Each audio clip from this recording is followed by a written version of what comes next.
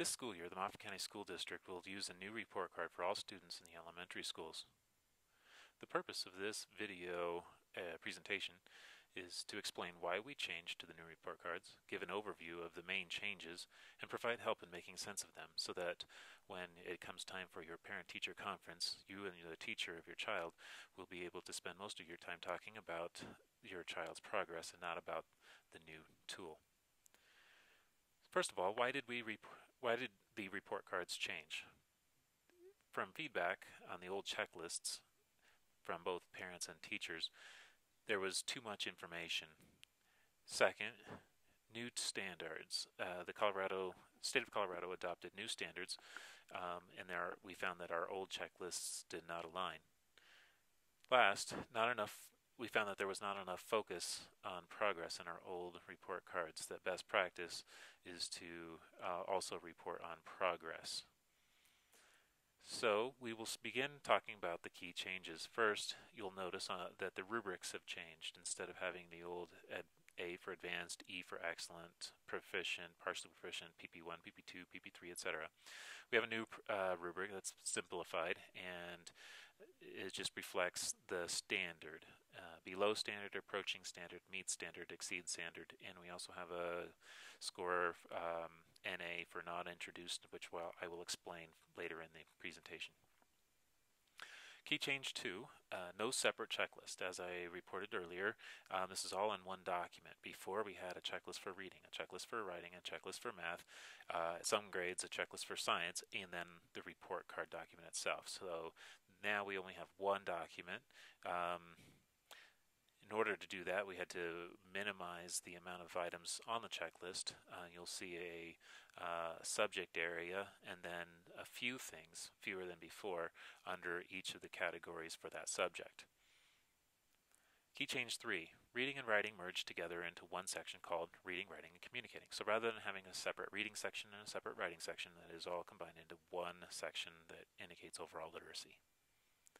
Key change 4, more areas for comments focused on progress. Before, we had one progress comment for the whole report card, and it generally didn't specify which trimester. This year, for each trimester, you'll have there'll be a comments box for each subject. It'll appear. Here's music as a subject. It'll appear at the top of the box. It'll say music progress or whatever other subject that is, progress, and then below it you'll see the progress comments that teacher wrote in for that subject. Now we're going to shift to help in trying to make sense of the new report cards. The first thing that's important to know about them is that the students are being graded on trimesterly expectations, not on year end. Our standards goals, you'll see here that this is actually taken directly from one of the Colorado state standard documents.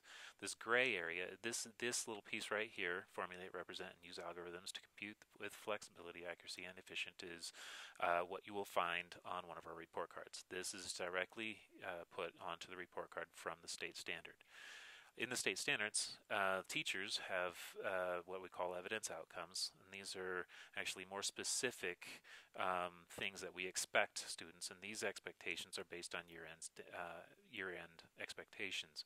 So if we take, for example, this one for 4th grade, their expectation is to, by the end of the school year, multiply a whole number of up to 4 digits by a 1-digit whole number and multiply 2-digit numbers using strategies based on place value and the properties of operations. This may not be something that a 4th grade teacher is expecting all of their kids to know by the end of first trimester, but is intending on being able to do all of those things by the end of the school year.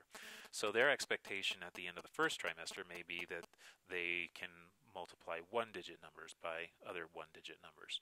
And if that is the only expectation they have by the end of first trimester, then they've assessed that, then they will then they can be considering that. They'll only be considering that for whether or not they meet the standard.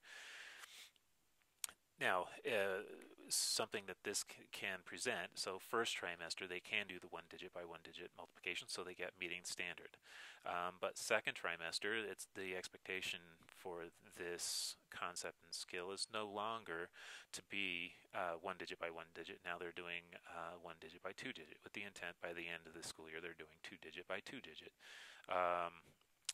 So at the end of the second trimester, if they're not doing the 1 digit by 2 digit multiplication, they may get a approaching standard or below standard. So the fact that they've gone from meeting standard in the first trimester to below or approaching standard in the second trimester doesn't indicate that they've actually lost information. They just haven't kept pace with the expectations as they've increased to the next trimester. The next topic in terms of helping to make sense is some subjects will have a number of NAs or not introduced, especially in the content areas such as science and social studies.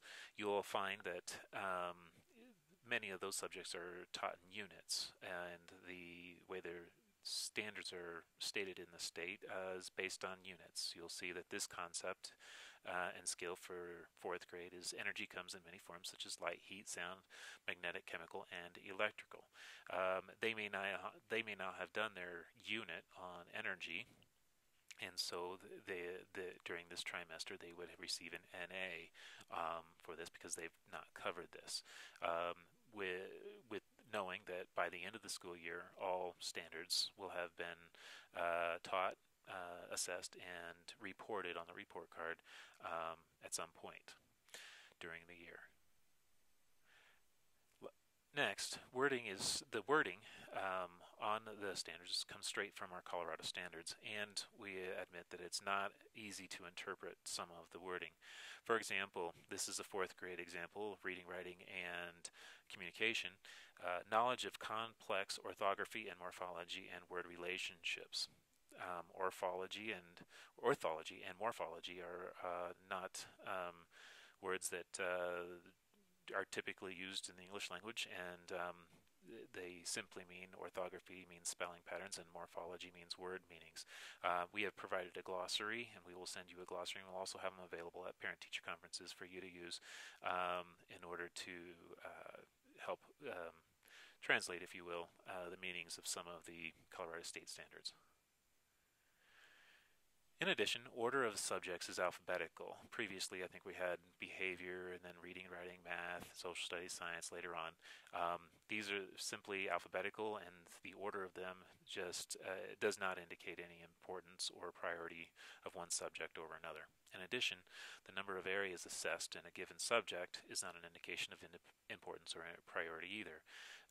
For example, one subject may have 7 concepts and skills that teachers report grades for, whereas another may have 12. Doesn't mean that the one with 12 has any greater importance or given more priority than another. It is simply the number of standards that are in the state standards for that given subject. If you have any other questions, please don't hesitate to contact us either during parent-teacher conferences or by phone at your convenience. We've listed our phone numbers here. You can also call our main lines and or email us. We'd be happy to answer any and all comments and answer any and all questions and hear your comments and concerns. Thank you.